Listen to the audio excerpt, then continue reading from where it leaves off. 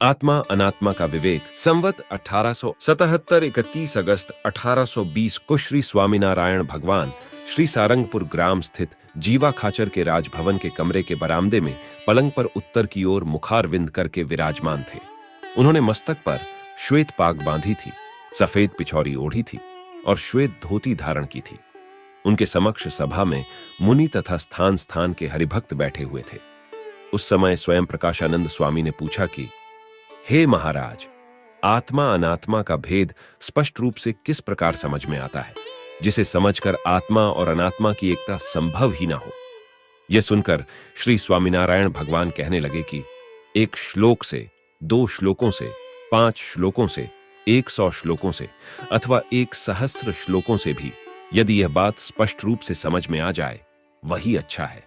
जो समझ लेने के पश्चात आत्मा अनात्मा में ऐक्य होने का भ्रम ही न रहे।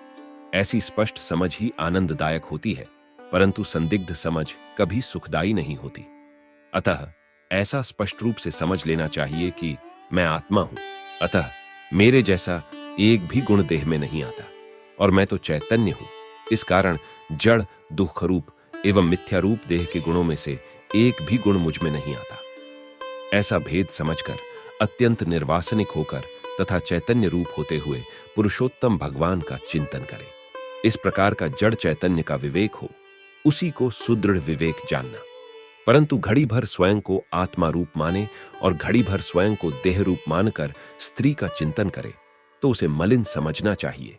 उसके अंतःकरण में सुख की अनुभूति नहीं होती। जैसे अत्यंत स्वादिष्ट अमृत सा खाद्य पदार्थ हो, उसमें अगर थोड़ा सा विष मिला दिया जाए तो वह सुखदायी नहीं बल्कि दुखदायी हो जाता है।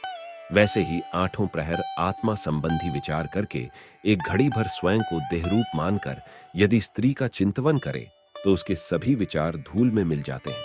इसलिए अत्यंत ही निर्वासनिक हो सके ऐसा ही स्पष्ट आत्मविचार करना चाहिए। और यदि किसी को ऐसा संशय होता हो कि हम अत्यंत निर्वासनिक नहीं हो पाएंगे और यदि ऐसी ही अपरिपक्व अवस्था में मर जाएंगे तो हमारा क्या हाल होगा, तो हमारा कहना यह है कि भगवान के भक्त को ऐसा विचार नहीं करना चाहिए। उसे तो यह समझना चाहिए कि यदि मौत आई तो शरीर ही मरेगा, परंतु मैं तो आत्मा हूं और अजर अमर हूं, इसलिए मैं नहीं मरूंगा।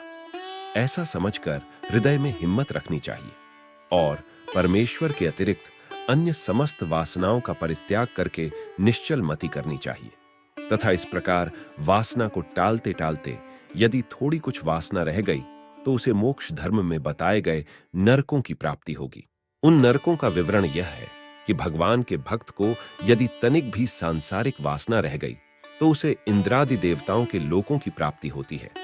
वहां जाने पर अप्सराएं, विमान तथा मणिमंडित महल आदि समस्त वैभव जो कि परमेश्वर के धाम की तुलना में नरक सदृश्य हैं, उन्हें वह भोगता है। किंतु विमुख जीव की तरह यमपुरी अथवा 84 लाख योनियों में वह नहीं भटकता। अतः आप यदि भगवान के सवासनिक भक्त भी होंगे तो अधिक से अधिक देवता होना पड़ेगा। यदि देवलोक से पतन हो गया तो मनुष्य शरीर धारण करके पुनः भगवान की भक्ति करके निर्वासनिक बनकर अंत में भगवान को पाएंगे। किंतु विमुख जीव की तरह 84 लाख योनियों को तो नहीं भोगना पड़ेगा। ऐसा समझते हुए भगवान के भक्त को उग्र वासना को देखकर हिम्मत नहीं हारनी चाहिए और आनंद मग्न रहकर भगवान का भजन करते रहना तथा वासना को मिटाने का उपाय करते रहना एवं भगवान तथा उनके संत के वचनों में दृढ़ विश्वास रखना। जय श्री स्वामीनारायण।